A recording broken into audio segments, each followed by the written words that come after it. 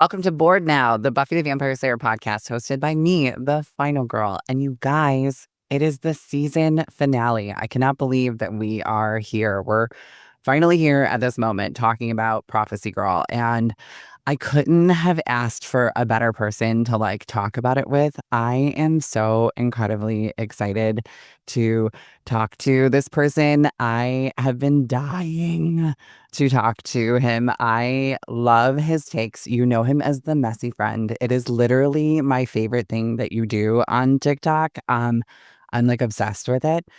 Please, everybody, the Scooby Squad, welcome Galen to the show. I'm so excited. Welcome. Welcome to the podcast.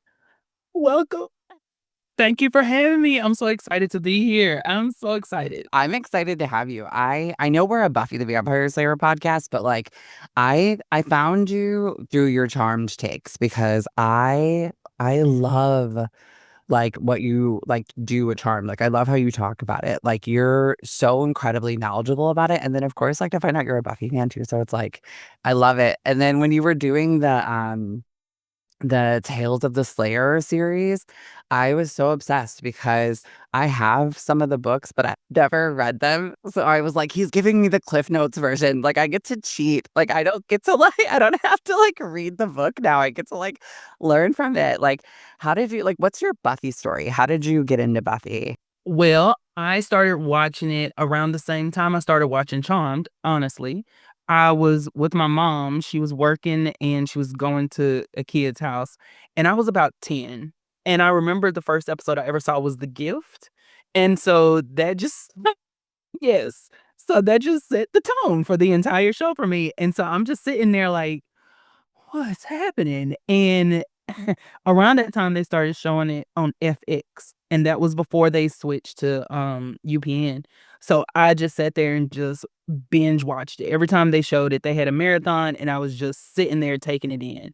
And ever since then, I love the story. It's so well put together. Are you like me? Are you a big rewatcher? Are you someone who you have to when you rewatch it, you rewatch it? It's not a well, I take that back. I like to watch a couple episodes here and there, if I'm in a mood, around Halloween, we've got to watch all the Halloween episodes. There are things that you got to do, right? But when you rewatch, are you a dedicated rewatcher? Do you start and you just go all the way through? I am not, and I think that it's because it gives me anxiety for some reason. It's like I know when certain episodes are coming up and I'm like, I can't handle this. So let me just pick an episode that I love and then I'm gonna watch that. Conversations with Dead People is my favorite episode of the series. And I will watch that just completely unprovoked. Like it can just be a random Wednesday. And I'm like, let's put on that episode. Yo, I feel like we do not talk enough about conversations with dead people. I feel like the fandom, I'm gonna get my ass chewed out for me for this, but I feel like we put too much stock in Hush. And yes, Hush is such a great episode. Don't get me wrong. I think it's so amazing. But I always say there are so much better episodes that represent the series. And to me, Conversations with Dead People is one of those. It is just it's such a great episode. And it doesn't have a Xander in it. So we get a Xander free episode. Yes, I genuinely think that's why it's my favorite. I'm telling you, it was years before someone was like, "Oh, Xander's not in this one." I was like, and that's coincidentally my favorite episode. Why Buffy for you? What is it that truly resonates with you? Why does it hold so much to you? I know Charmed is so important to you, but I know Buffy also is. What is it about Buffy that still rings true for you? What I love the most about Buffy is that she's a real person, and it's so easy for us to feel like the other in the room, and you look at someone like Buffy who actually is the other. And for me, I'm always trying to see other people's perspectives in life because I've always been very not self-centered, but focused on what I had going on, and sometimes you don't even see what's happening right next to you. And so with a story like Buffy, you see this young, pretty girl who's in these amazing clothes, has amazing hair most of the time, and she's just going about life, and you see her with these people, and you're like, "Why is she with these, people?" You would kinda expect her to be friends with someone like Cordelia, and so it kinda brings these questions, but then you go back to your little world And so what I really love the most about this show is we get what that feeling of other can do to you when you know that you are different. And what I love about Buffy and the way she approaches that is it's not about her being special. It's just about her being different and her not being able to relate to the people around her. So she's constantly going on this journey of trying to figure out what that means for her, who she is, what her place in this world is, and kind of knowing that she has a, shelf life and having to constantly reconcile that. So there's just something that draws me in about the way that she is still able to live her life, knowing that it could end literally any day, but then also knowing she is not like everyone around her, but desperately wanting to fit in.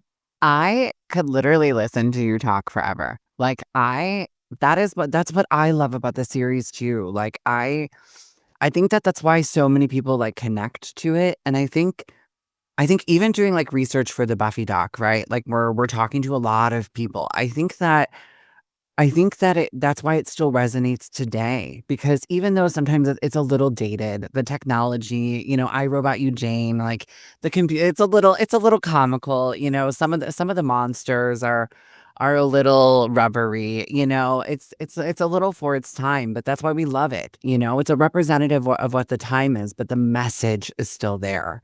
It's still there, and the heart is still there. And with re-examining this first season, one of the things I said in the series premiere of my podcast is that I've been deep diving Buffy on my TikTok for about a year now, and I realized I never did the first season. I never like deep dived the first season. And so now I'm doing it through this podcast, and like I'm really analyzing it. And we as the fandom, that's the saying. We're like, when we tell a newbie, we're like, if you're watching Buffy, like get through the first season, because like the second season is where it's at. Like that's where Buffy became Buffy.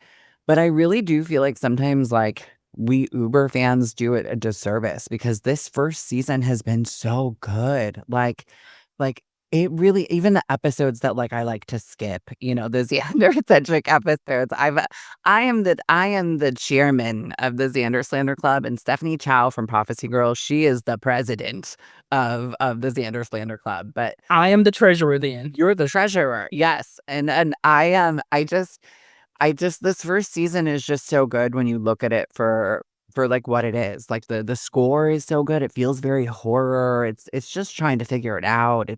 It mirrors high school where you're just trying to figure it out. And yeah, it's monster of the week, but it's fun, and they Yes. give you some really epic stories. And I for so long was like, "Oh, it's just monster of the week. It's just monster of the week." But really it's not. And it really ties into the episode we're about to talk about, because we've had this prophecy all season long about the anointed one, and Buffy thinks that she kills him and never kill a boy on the first date, but she doesn't realize that it's a little boy and it's Colin.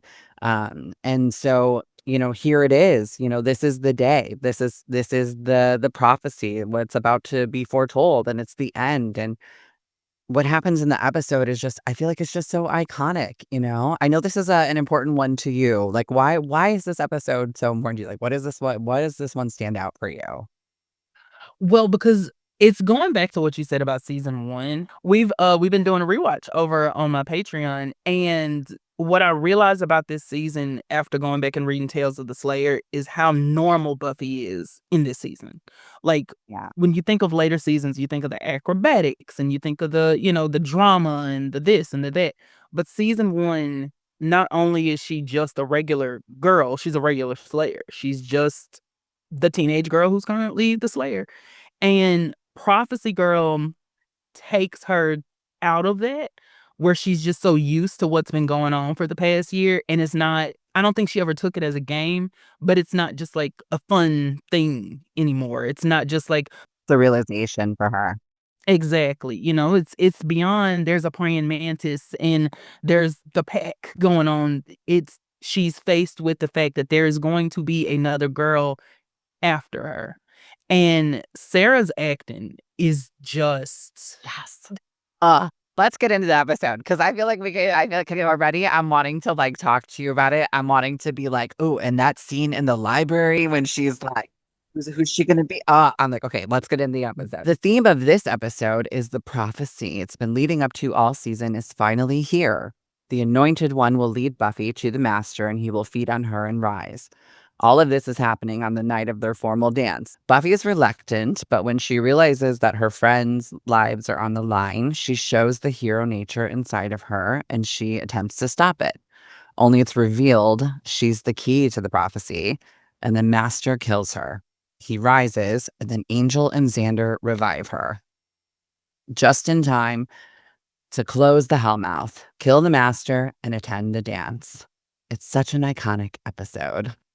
Very iconic. I love this episode in kind of the same way that you do, right? I feel like it's the culmination of Buffy's story. She, all season long, has not been wanting to accept the fact that she's a Slayer. She wants to be that normal girl. But here it is. She's faced with it. And she sees the horrors around her and the people in her life and what they're affected, right? So, like Willow, particularly that scene with Willow and Cordelia, that was like brutal to watch, where they walk into the AV room and Allison Hannigan is such a good crier. Okay. She's like such Yes. a good actor. And Buffy then from there, realizes this is what I have to do. I have to accept who I am and I'm the Slayer. And if it means I have to go down in a blaze of glory, to me, that's final girl behavior. That's final girl Very. behavior. All I could think during this episode too was like, this is what Helen Shivers would be like. This Yeah, is what Helen Shivers should have done.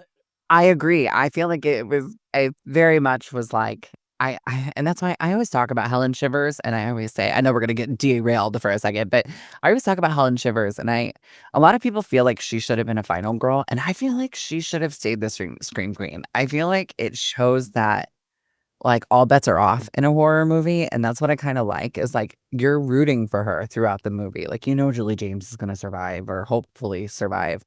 But like you're rooting for Helen, and when she doesn't, it just makes her character that much more tragic and more sad. But like you still want her to survive because it's Helen Shivers. That's our girl. One of the things that like I was really obsessed with this episode, and I've always been obsessed with it even since it originally aired, was the opening. Right?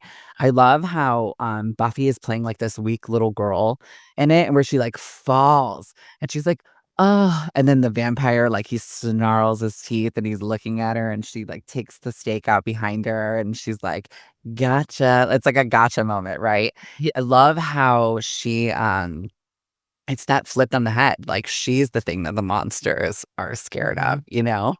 Mhm. I love it. I love the slow motion of it because I can imagine that's what it's like in that moment. It's like it's taken forever, but then it's also going by super quick at the same time. And it's like that's what I love about them kind of intercutting to Cordelia and that's moving in real time, but then you've got Buffy moving in slow motion and it's all coming together. I love it. I love, love, love the production of that scene. I noticed right away, like, and we're giving Xander a lot of flack, guys, but I noticed right away that like I felt a little bad for Xander. Like when he was hitting on like Buffy, like I felt bad for him because like he just doesn't get it. Like he just doesn't get it that she doesn't see him as anything else other than a friend. But then he like takes the rejection so like horrible, like Yeah, ah that's true. I think that's what always takes me out of the moment with Xander is you wanna feel sorry because he was sweet, he put himself out there, and I always go between, is that the real him? Or is I guess a guy has to be dead to get your attention, is that the real him? yes. That's why I'm always so torn with him especially in this first season, is it's just the way that he's willing to turn it on and off. And but it's also not a willingness, it's something that's probably like a defense mechanism. So I just Don't you feel like the show kind of like rewards his behavior too? yes, Like absolutely. it sets it up for him to be like this like arrogant type character and he's growing and yes he's a teenager and all that stuff like that and he's this very like type guy character and toxicity and like it's like you want to like hate it but then the show like rewards him because it's like he comes through and he saves Buffy or he like is the one who like comes in and swings through and rescues her but it's like his Yeah. behavior around it is so toxic and it's like it rewards that behavior for him so it reinforces it so it's like he doesn't really truly learn from it. Exactly, because he's always wanting to do that. It would be different, I think, if and this, I'm not going to get into rewrite territory here, but I think it would be a little different if he didn't realize that he could do those things. And then it was like his love for his friends or his love for Buffy was making him do it. He was like, whoa, I didn't even know I could do that. Versus he wants to be the one swooping in to save Buffy. And no matter how powerful she is, he wants to be more powerful than her. Yeah. It's such a strange dynamic. It's that struggle, and I noticed it even in the first episode when she's like, "Stay back, I've gotta do what I've gotta do." And he is like he couldn't handle that. He couldn't handle that she was that much more than him. And it's like throughout this first season, it like ebbs and flows where he like lets her take lead, where there's moments where he's scared and he lets her take charge. But even in the finale, like itself, he's got that quality that just is so unlikable. Like, I don't know what it is, but what is really it's we need these types of characters because, like, in season 2, to me, he's such a good character, right? Like, I think that there's a lot of good in him in season 2. But then right in season 3, we could have a whole episode bashing Xander, and that could be for season 2 of this podcast. That could be a topic. So if you're listening and you want a Xander slander episode, we should get a panel of the official slander members, and we should all get together and have a meeting and talk order of Xander slander. I will block off hours on my calendar. Another thing with this is that it's really the first time that we see Sarah's like acting, right? Like Sarah Michelle Gellar has won an Emmy for All My Children, and there's a reason for that. This past season, her acting has been so great, right? Like Yeah. it's been so good. But in this episode, it's like such a standout, particularly that library scene with her and Giles and Angel. Oh yeah, when you first saw that, like how impactful was that for you? I cried. And I don't say that to be I love movies and TV, and so little things are what can make or break a scene for me. And what Sarah is so good at is that face. She just knows, like, outside of her crying, outside of her anything else, because her voice cracks are top-notch A1. But there's something about the way, I think it's because she looks so young, Yeah. and when she pouts, you can feel everything coming through in that moment. And that's the scene that made me start to realize why I love this episode so much. She's literally just a girl. She's just, and it's not even a girl, in the way that someone might call a grown woman a girl. She's a child. Like, she's actually a teenager. And I just, I can't put it to word. I'm telling, like, I want to tear up now thinking about it. It's that, like, beautifully written. The way that Giles and Angel are trying to get a word in and they just can't. Ugh, tell me all the signs. Yes, tag fortune. And the way she does it, it just seems so like, I even love the way she like looks for something to throw. Like, yeah, it's just, it goes back to that feeling of Buffy being human, because that's like, as a slayer, she can put her hands on anything, and anything's a weapon. But in that moment, she's looking for something to throw at him, and it's just like, give me the book. It's just beautiful. 16, Giles. I don't I want don't want to that. die. It's so Oh my God. ugh. So that's it, huh? I remember the drill. One Slayer dies, next one's called. Wonder who she is.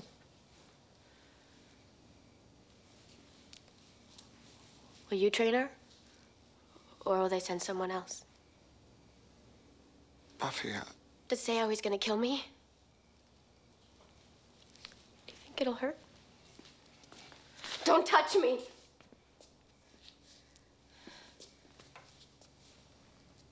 You even gonna tell me? I was hoping that I wouldn't have to, that there was some way around it. I've got a way around it. I quit. It's not that simple. I'm making it that simple. I quit. I resign. I'm fired. You can find someone else to stop the master from taking over. I'm not sure that anyone else can. All the signs indicate... Signs? Read me the signs! Tell me my fortune! You're so useful sitting here with all of your books. You're really a lot of help. I don't suppose I am. I know this is hard. What do you know about this? You're never gonna die. You think I want anything to happen to you, huh? Giles, I'm 16 years old. I don't want to die. It's like when I remember, okay, so this episode, I didn't see this episode live. I don't know what happened. I saw every episode live. And for some reason, this episode, I don't know how I missed it. And so it rerun. It like had a rerun in the summer. And so when I saw it in the rerun in the summer, I was like, what the hell? I was like, where did I miss this episode? And that moment is when that moment when in the library is the moment that it became my favorite episode in the entire series. And it was my favorite episode in the entire series for a really long time. I'm talking until the deep dive that I'm doing now currently on TikTok. I don't know if I'm still in season 5 when this is airing. Um, so I don't know if this is still my favorite episode, but my opinion on it is changing because my opinion on the series is changing as I grow. But for my entire Buffy fandom, for the 27 years that it's been out, my favorite episode in the entire series has been Prophecy Girl. I have all of the imagery behind me of Prophecy Girl. It's the poster of the Buffy doc. Like it is just to me, it is just all encompassing of like what Buffy stands for. And that moment is the moment that it is. It's the realization for her that she is just another girl in line. She's just another girl. And when she says that, who is she? How will you be the one Will you to watch her?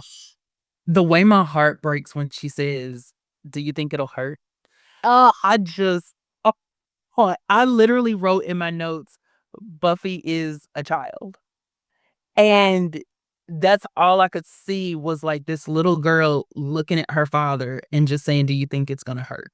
And we see Giles, I think Giles, we see the love building all season with her, like the annoyance and fatherly type thing. But really, in this episode is where it's like that true game changer. Like we see he is starting to love her like a father. Like he is wanting to protect her. He is telling Jenny Calendar, that she's not going to face the master. Like I'm going to do it. Like he really steps up, and he goes above and beyond of like what a watcher is supposed to be. And it really does set a good tone for like how far out of the box he's going, because Buffy is telling him that's not what watchers do. I'm the slayer. I'm the one that fights.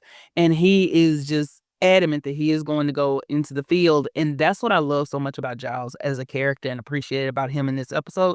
He is not afraid to get his hands dirty. He will fight if need be. He might get knocked out within the first blow, but he is willing to fight. And like you said, as we see his relationship with Buffy start to blossom and really turn into like that paternal role in her life, I just, oh God, when he when he wanted to save my baby, I was just like, please let him save her. Let him save her, please. As I'm getting older, like, oh dear God, I hope my husband's not listening. As I'm getting older, like Giles is becoming like, A dad. I don't know, like, because we're the same age now. Like, it was a harsh reality for me. I was like, oh, Giles is, I think, 39 in the first episode, because even Anthony Head, I think, was like 39 or 40, and I'm 40. Yeah. And I'm like, he's like the tweet is a little sexy now. Like as back then it was a little nerdy. Now it's like a little hot and nerdy. So Yes. First off, I thought you were about 28. That's number one. oh well. Number two, no, Thank you. I've truly. see, yeah, I'm very Gotta step out. But no, I really did. I really did think that.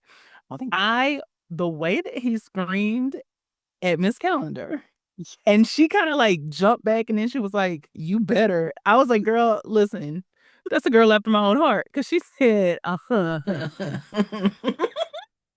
said, "And scream at me like that, please. I beg of you." like that was it. That was the moment she was like, okay, I'm in. Like I'm like next season, she's like, what's up, Rupert? Like, okay, let's go on a date. Let's go to the football game. Scream at me one more time. Let's talk about the dress. The beautiful dress, right? Yes. It's so iconic, right? And we know that like obviously the plot of this is it's like the virginal lamb to the slaughter, right? And so she's wearing a white dress. And so she's that virginal lamb going to the slaughter of the master in hell. Yes. But like to me, I don't know. Doesn't it feel like it's a homage to the film? Did you ever see the Oh, film? no, yes, yes, it definitely felt like that. I swear to God, I remembered her, like, ripping the bottom of it off. That was like, "No, that's in the" Right, like, like it the same mhm. thing. But it just feels like it's a homage to the original film, and I kind of love that. Even if it's unintentional, I love that, like, even the fandom is kind of like, "Yeah, that's what it is." I don't know, I also love the moment with Joyce, like, when she's giving her the dress. I Yes. I just love Joyce and Buffy's relationship so much. What I love about it is how much it evolves intentionally. Because Joyce is trying to be a good parent and she doesn't feel like she knows how to be, but I feel like Joyce has done a good job with being open as she can be with Buffy about how she is feeling as a parent and the fact that she doesn't know what to do. And even in the moments where she's throwing shade at Buffy for getting kicked out of school, Yeah. that's what I love so much about this dress is she pays attention to Buffy. Yeah. And I saw you watching it in the window, and yes, I was like, "Oh, she's a mom, like, who thinks, like, she just oh, like, like, we all just wish that, like, Joyce was our mom. Like, yes. she's such a good mom. She is. She absolutely is, and I love the way she realizes something is going on with Buffy. It's not, sometimes they have parents on shows who are just like, "Hey, kiddo, what's going on?" And then they move on. But Joyce is like, "I'm not gonna push her, but I can tell something is wrong, and maybe it's to do with the dress." Even when Buffy jumps up and is like, "Let's go away for the weekend," she doesn't just tell her no. She's like, I can't do that because I have responsibilities and don't you have a dance?" And she really tries to make Buffy see things versus just telling her. Yeah. She's, like, teaching her those, like, lessons. She Yes. she really does just care. Like, Joyce to me is and I'm not saying this because it's my favorite TV show to ever exist, okay? But I think Joyce and I think if Patty would have been this way too if she had survived on Charmed, but I think Joyce is probably one of the best moms on TV, and it's not because she's a perfect mom. I think it's because she's imperfect, right? It's because she's just trying to figure it out too. And you see the good in her. You see the good even in those moments where she like hasn't had it figured out and she is slipping up or, like even like I know we're not in season 2 yet, but in season 2 when she kicks Buffy out at the end, and then in season 3 when they come back at Demon's party, she's like, guess what? Mom reacted badly. Like I'm still figuring it out. Like it just, I love so much that like she's just figuring it out and she's figuring it out with Buffy and they're kind of like this team, this Yeah. duo. You can even see it earlier in this season when she's talking to Buffy and she's like, "Well, if you hadn't gotten kicked out of school, we wouldn't have had to move here because this is the only school that could take you." And the way that it hurt Buffy and she just walks off. What I love about that moment is that Joyce chastises herself. She doesn't just let it go and be like, "Oh, Buffy doesn't understand." She immediately realizes, "I should not have said that. That was not the right thing to do." And I think that that's what I love so much about Joyce is she is willing to say, "I'm sorry." She is willing to tell herself that was not she's aware. And I think Yeah. that's the beauty of an episode like this too, with Prophecy Girl is Joyce is not heavily featured in it, and I think that that is such a theme throughout the show where Joyce is there, but and when she's in the scene, she's in the scene. But as a Right. whole, she's in the background. And I think that's what her role in Buffy's life is. She's the security blanket. When everything else outside is going horribly, Joyce is the one that she can come and talk to that makes things better. That's okay. Okay, I'm gonna start crying. Okay, I'm sorry. Let's Listen, you could cry. You all right? Sure. Probably just full from that bite of dinner you nearly had. Feel like telling me what's on your mind? Mom, let's go away. What? Anywhere, just for a while, a weekend. Honey, No, it'll be great. You and me, a mother-daughter thing. We can talk about all the embarrassing things you love to bring up. you know the gallery's open on weekends. Mom, please. Isn't the prom tomorrow night? Or spring fling, whatever they're calling it. I guess. Nobody asked you? Someone, but Not the right someone. See, sometimes I actually do know what you're thinking. Well then, this probably isn't the best time for this, but,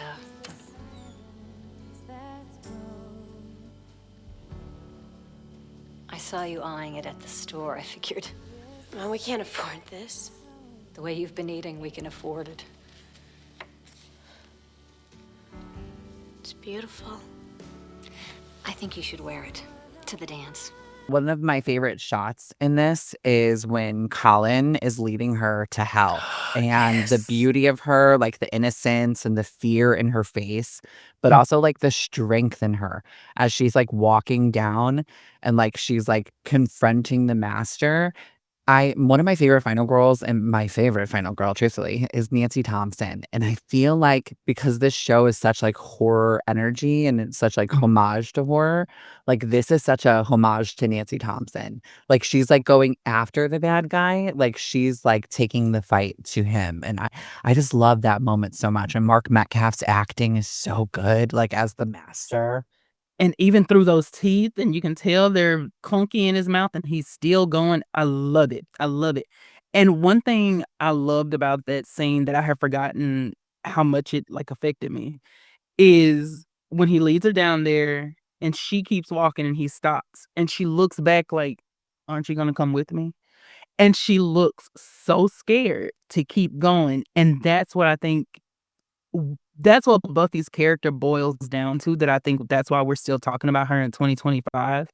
She has this look of just pure and utter terror on her face, and then she turns around and she keeps going.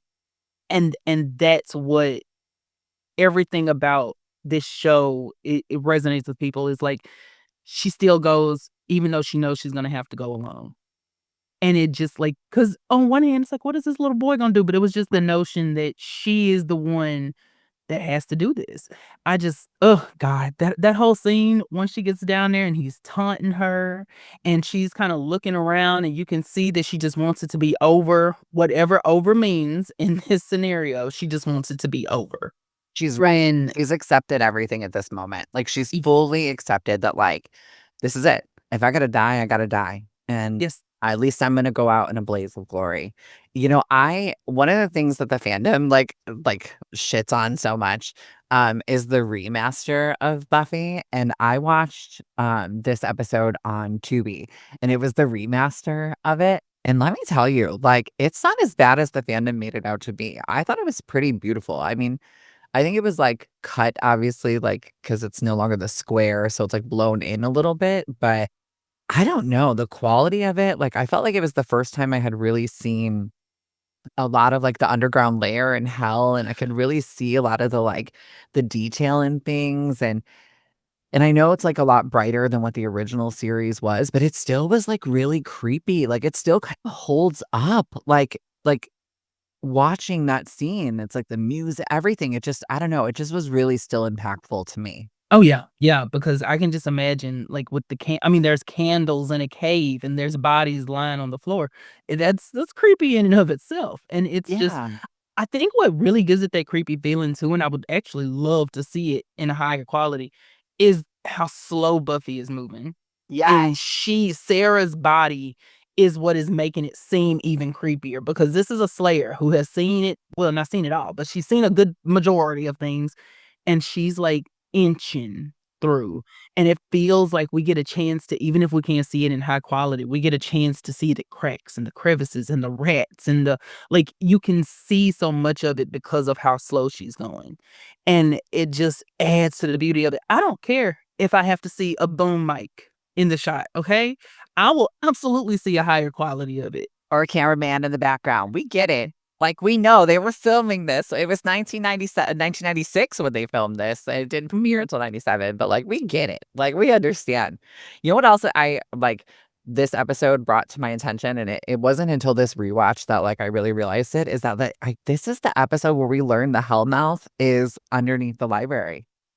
It's because they thought it was at the Bronze and they getting ready to head out. it's like it's in Sunnydale, it's, on the Mount of Hell, and then Cordelia is, like, riding in with her, "Why are they coming here?" And then she, like, hit that car in her little Dodge Stratus. We please take a moment to just appreciate Cordelia because I love my queen Cordelia Chase. The way that she has no idea what's going on half of the time and she still shows up. The fact that she was like, get in the car. She didn't try to tell them like, oh, I'm gonna keep going. She stopped, she let them in the car. And when she heard we have to get to the library, she didn't even think twice. I guess she said they can fix it, and if they can't, oh well, the world is gone anyway, so it'll be fine. And even the fact that Willow is still like, "Well, usually we walk there." Willow, this is not the time, baby. You've got, like, hundreds of, like, zombies chasing after you, and you've got Cordelia Chase, who failed driver's ed, behind a red Dodge Stratus that has, like, all that power, and, like, she's, like, vrooming it, like, look at what she took out. I thought it was funny. It's at the end, like, we're not there yet in this deep dive, but at the end, I watched it with subtitles, and I never heard it before. Buffy says, "Is somebody gonna tell me what's going on with the car in the hallway?" I didn't hear that.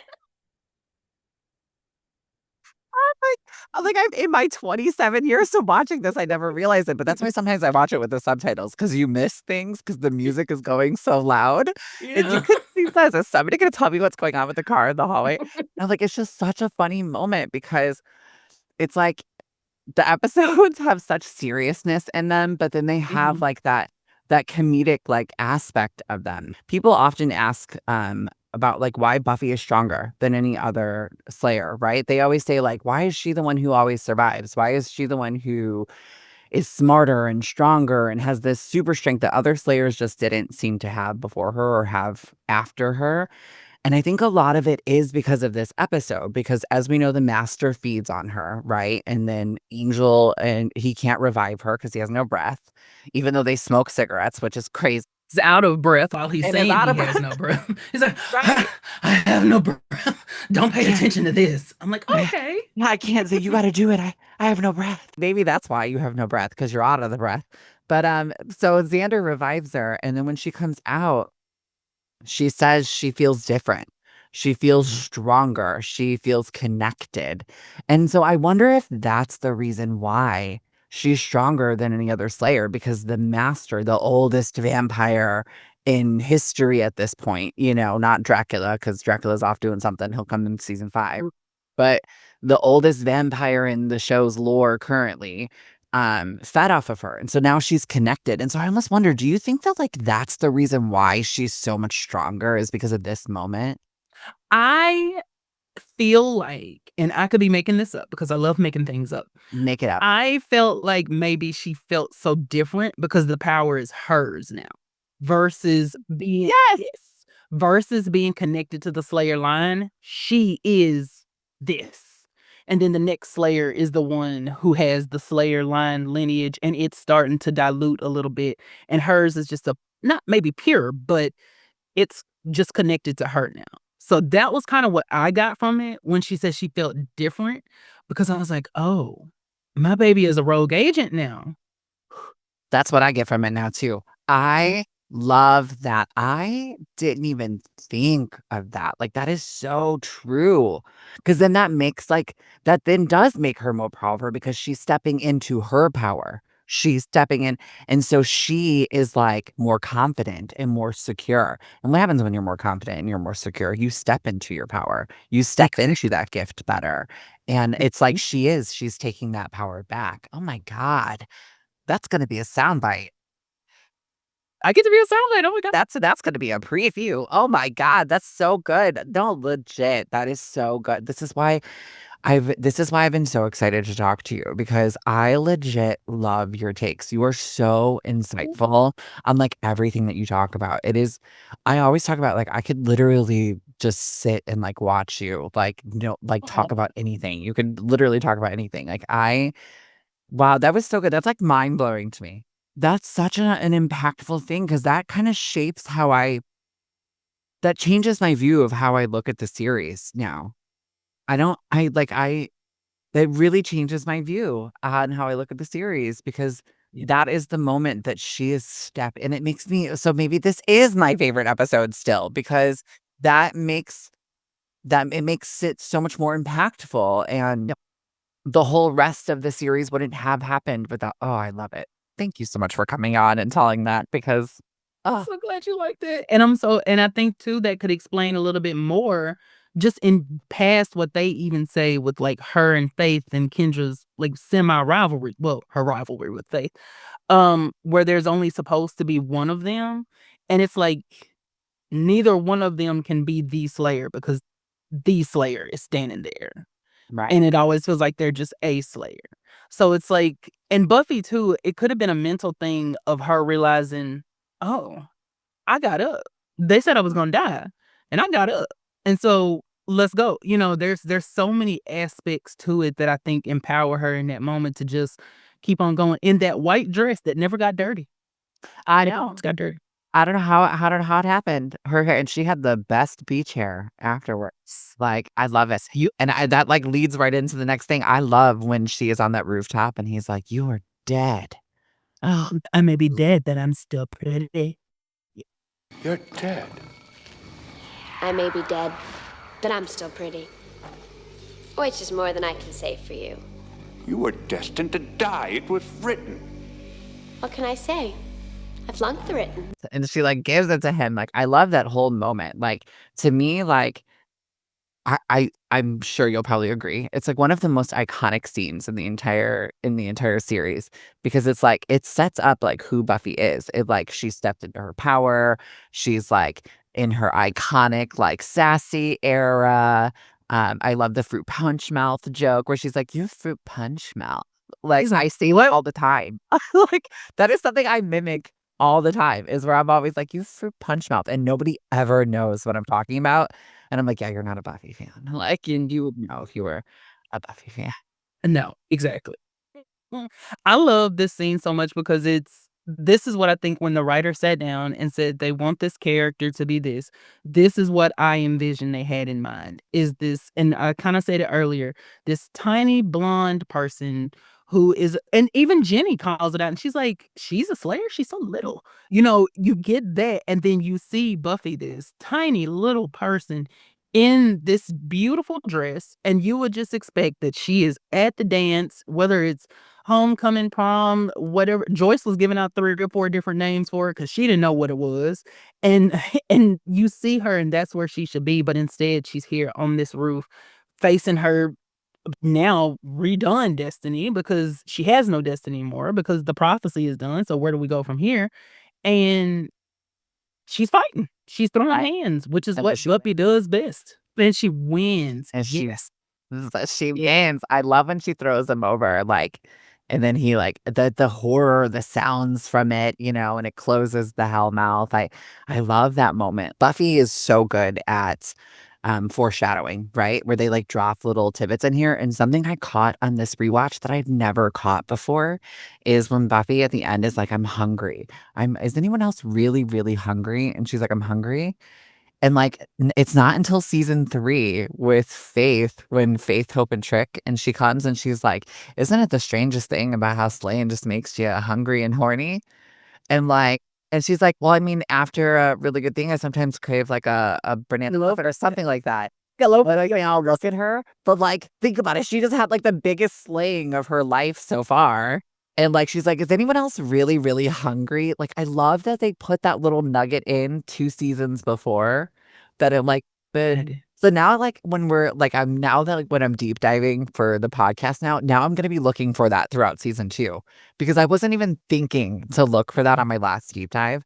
And so now I wanna be like, "All right, where does she mention food again? Where is she mentioning that she's hungry after slaying? Like, where is she gonna talk about how, like, she's eating a granola bar or something?" Like, Because we know she wants to be a cookie, but, Right. we just It's her obsession with food. Like, she likes cheese. Like, what is she's so how is it it's so unfair that she's obsessed with food and she's so tiny. exactly. Because if I even think about a muffin, I gain 10 pounds. So it's Same, like same. I eat a leaf of lettuce and I, like, blow up. The water from it swells up in my body. I really don't think that I really don't think that there was anything really that they could have improved on. It was such a good, solid finale, but was there anything that, like, we didn't touch on, like, when we were talking through the topics that, like, stood out to you? The only thing I think we didn't get a chance to go fully in depth on was just how amazing Allison Hannigan was in this episode. Like, the way that when she was curled up on that bed and the look on her face, like, she barely even blinked, and you could tell just how traumatic that was and how she had always gone in that room, and it wasn't and that being the moment that cemented for Buffy what she was about to do. Like, if there was ever a moment of hesitation, that was the moment that let her know when she said they made it theirs. I was like, "Oh, yeah. My ba" but just as far as Allison went, like, the way I've always made fun of that breathy way she speaks, Yeah. but it works so well for her when you go back and when it's like, "Check those we we've gotta go find Buffy because we've got" and it's like, I'm like, Yeah. "Girl, spit it out." Yeah. But but it works so well here because this is where that timid Willow is withdrawn into herself. Yeah. And, like, any sort of, like, thing that she's putting out like, the fact that she's talking to Cordelia normally in this Yeah. episode and is so comfortable with it, but when we have that moment where she's on that bed, I love it. Her facial expressions, the wide eyes was great. I feel like in this episode, it really you see, like, Allison's acting, and Mhm. I think it's really a precursor to, like, what's to come, right? Because Yeah. when she finds out that, Xander slept with Faith and she's in the bathroom crying, it's, like, one of the, like, most heartbreaking scenes, right? Or, where she breaks up with Oz and, they're in the car in New Moon Rising in season 4, like, her acting is just absolutely amazing, and it's this episode, it just really is like, stellar in this episode. You just really do see it in her face, and that's the mark of a good actor. It's like somebody, like you said, who could just sit there and not even really speak, you know? And you Like, just she get like, it. you feel it. Like, you felt she was a 16-year-old girl in that moment who just walked in and saw all of her friends decimated, and Yes. it just and the fear in her voice, the fear in her eyes, and the disgust and sadness. She knows Buffy's gonna stop them, you know? Buffy the hero, she has all the faith in Buffy, but and it's touched her world before, they lost their friend Jesse, even though they never acknowledged him again. Their childhood friend, Jessie. Can we get a picture in a locker or something of him, like, on a nightstand, like, some sort of Like, they threw the pictures away. Like, after he died, they were just like, "We gotta get him out of here. We don't want any memories."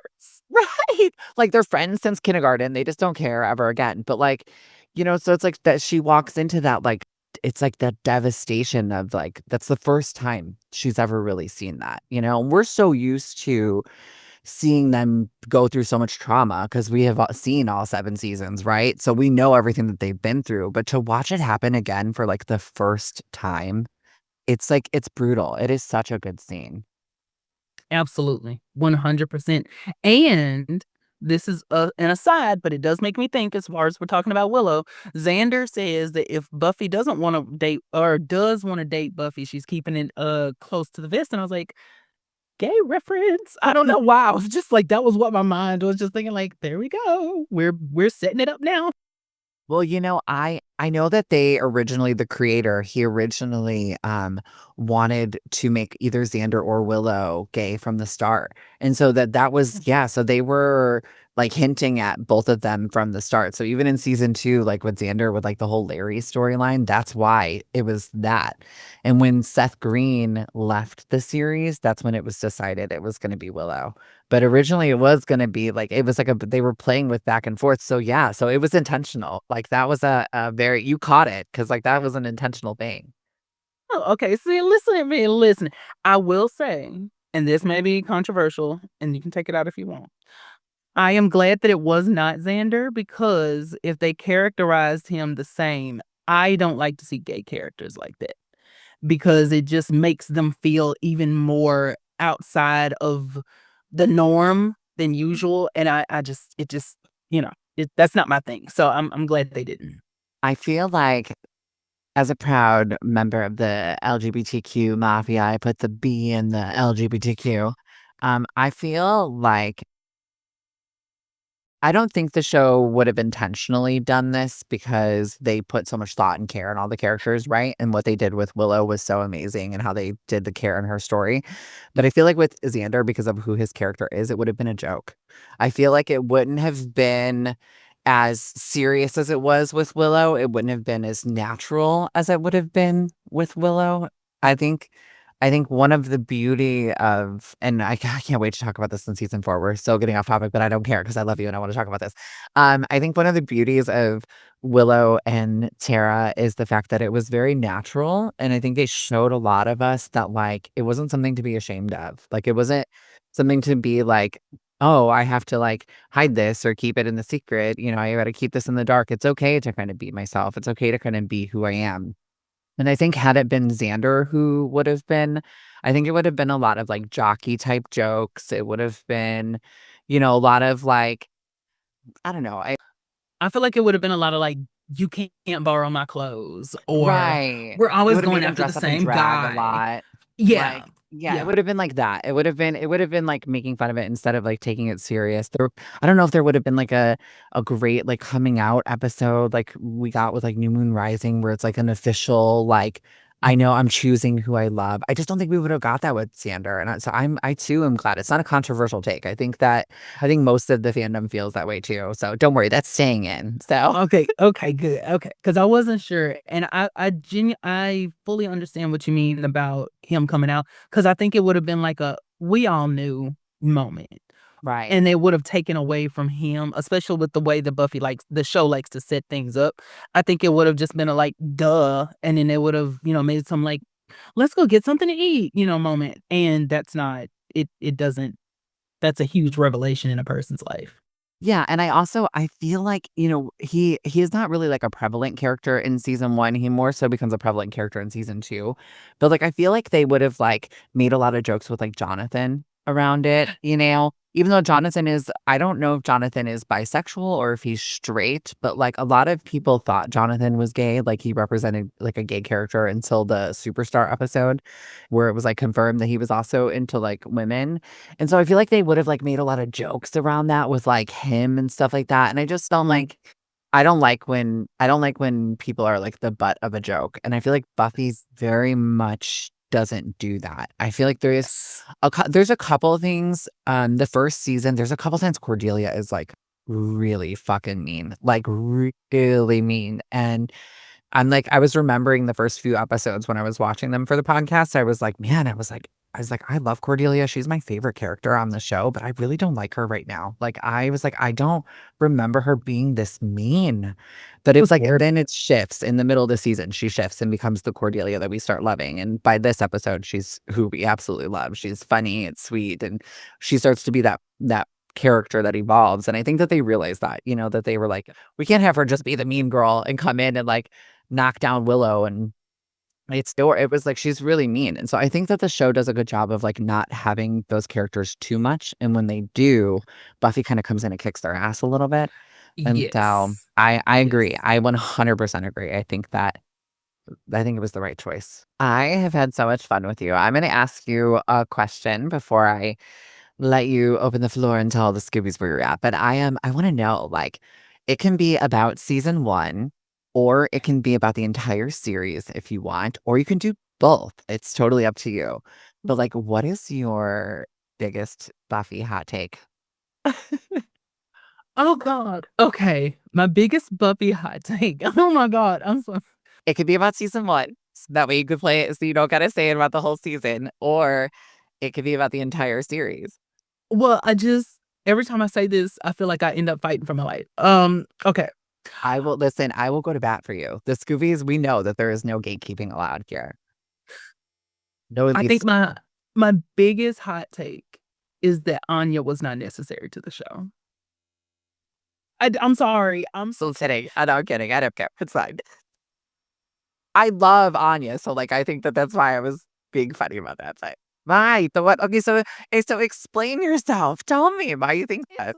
It's so weird because I feel like I get fully why Anya is there, and I I genuinely think that it's because of Xander, because I hate watching I hate watching this character be so not even intentionally, but beaten down by this man. Yeah. And it feels like we watch her for the entire show be his punching bag. Like, Yeah. even if it's not like a mean thing, he's constantly reminding her that she doesn't know how to do this. And she's constantly, it's like he's constantly putting her on the outside. And And constantly waiting for her to take her power back. It's like the dumbification down a little bit. Yeah, I get yes, that. exactly. And it's like, because he feels so, it goes back to that word I keep using when I talk about this show. He feels so other because he's not a witch, he's not a slayer, and the only other person here who can relate to him is her, technically, because even though she was a demon, now she's human, and she doesn't have all this watcher, stuff that Giles has. So it's like her function is just sort of like his, just to be there, except she has knowledge that he doesn't. So the things that she's not knowledgeable about, he's always trying to kind of play in her face. It's like, yeah, you can give us information on the troll, but don't forget that you don't know how to hold a conversation. Don't forget that you don't know how to talk to people. And it's like when her, in my sweetest angel love, whose soul no more exists, Halfrick, when she's like, who told you you were difficult to love? And she just kind of is like, oh, you know, that's why, to me, I understand why Anya's character is there, because she does provide comedic relief. She is a good encyclopedia for them, so they don't constantly have to like go look at books. You have this demon who's like, this ex demon who's like, oh, that kind of demon, you have to drown it. That kind of demon has to be electrocuted. She knows that kind of stuff off the top of her head.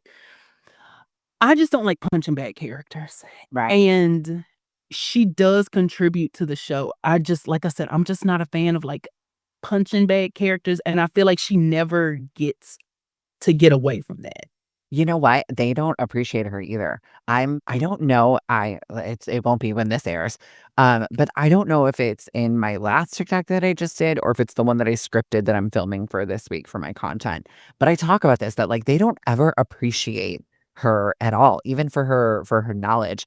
When she's talking about Shadow, when Buffy has to do the meditation, like she's the one who tells her this, or when Glory comes in and buys all the stuff and they sell her all the things and they're not supposed to. She's like, are you stupid? You're not supposed to like put these things together. Like, and then she's the one who tells them about the like ancient Egyptian cult that like worshipped her. And like they just don't ever really appreciate her knowledge. And so it's almost like she like recluses in. But that's a part of like what I've always wondered about her character too is that, like, she was this powerful witch, right? Who then became a vengeance demon and she lived for 1,000 years and she was smart and funny in season 3.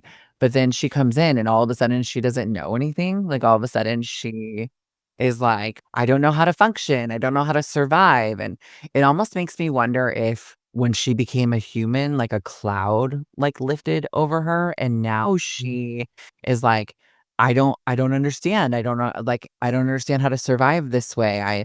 All of my talents and things that I relied on, I no longer have. And so I have to feel all these emotions. I have to have all of this stuff flooding in. And I think a lot of that shows in the episode The Body, where she's just like the whole fruit punch scene where she's like, all of this is happening and I don't know how to react. Like I think that it's a good representation of that, but I think that it's badly explained. I think it's poorly explained. I think I think that's why I love her character is because of what she represents. But I do agree it's poorly executed. It's poorly explained, and I hate that she's so tied to Xander. So I love your hot take. I think it's a good hot take.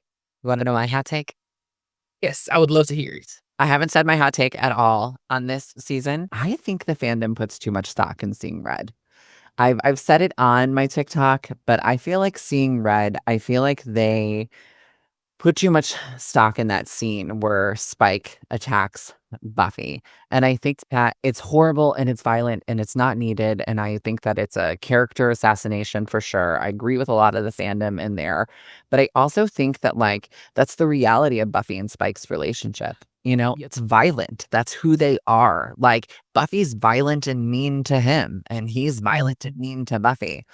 And I need to fully rewatch it to form an opinion, and that's next season. But when I rewatched it the last time, because it had been a few years since I had watched it, I rewatched it next time and I said, "Oh my God, you can see the fear in his face when he realizes what he's doing." Like, he's thinking when she's saying no, he's thinking like it's a part of their normal routine. Yeah, they're back and forth. Yeah, and when she kicks him off and she's like, "Tell me why I can never love you. It's because Yeah. of this." And he's like, "Buffy, wait, like I would have." And she goes, "'Cause I stopped you." Like, and that it is such an important thing. Like it is such an important moment. And I think the fandom makes it out like he's a predator or like, "Oh, he's this." And I don't think that that's what that moment was. Yeah. I think that that was because you see it on his face, like where he's like, I thought this was a part of it, like, I thought this was a part of our back and forth. I would never, like, I didn't mean that. I'm so, like and so but the problem with that episode for me, like, is that the continuation of it, it's never really fully addressed. It's like, it's never fully I mean, he, like, when he comes back with the soul and he's on the cross and he's, like, apologizing and he's sad and all that stuff like that, like, that's fine, but, like, it's not actually fully addressed on the show. It's not actually fully addressed to the audience that, like, what consent is, because that was been such a good moment to say that, like, even though this is our normal relationship, even though this is our normal pattern of how we do it, there's still a level of consent that needs to be there. And it's like, yes, media literacy, we don't need to have it spelled out for us, but the show should at least kind of address dread. Mhm. Mhm. And so that's my hot And take. no, I mean, I get where you're coming from with that because I think the thing about it is the fandom kinda likes to act like it came out of nowhere. Right. Really didn't because that like you're saying, that's been their back and forth this whole time, but just on a deeper, kinda along with that rather, that's kinda how Spike's been operating this whole time. This is just the first time that it's gotten to that point, but He's a demon. and he's a demon. Like, we've watched him try to make Buffy love him, but he was always trying to make her love him. It was always this, I want you to feel the way that that I do, and you're going to because that's how I feel. Or if you don't feel that way, I'm gonna come to your house with a gun and shoot you. And so it's like that was an escalation of what we had Right. already been seeing, and it was just the culmination of it. And it's like I it's even like with Buffy and Angel to a certain extent because there's a whole plethora of things that I could say about that, but one thing You don't tear Angel down in the way that we tear Spike down. I am not listen, I'm not a Spangle, whatever they call him, and I joke that I'm a Bengal because, like, I was a lifelong, like, Buffy and Angel fan, like, from the jump, okay? I had the hugest crush on David Boreanaz, okay? I love Spike and Buffy at a certain point in their relationship, and I think that he deserved Buffy over anybody. I think that he truly loved her the most and put in the work for her and all that stuff like that, but I am not, like, a Spangle fan. I can analyze them very deeply, but there are some people who love them very deeply, and I appreciate that, and I understand that, and same with Angel and Buffy. I'm team Buffy. I think Buffy is cookies. I wanna see in the revival where she's at. I wanna see, like, is she done baking? All of that stuff. But we don't tear Angel and her down as much as we do Spike and her. Like, yes, Angel looks 25, but he's 252 years old, Yeah. and she's 15 when he Yes. finds her. Not 16, 15. I think it's pretty privilege. And not that Yes. Spike isn't beautiful because he's a gorgeous man to look at. When I say pretty privilege in this sense, what I mean is Angel is the brooding, dark-haired, standing in the corner, tall, he's just observing his surroundings, and so that's just seductive and hot.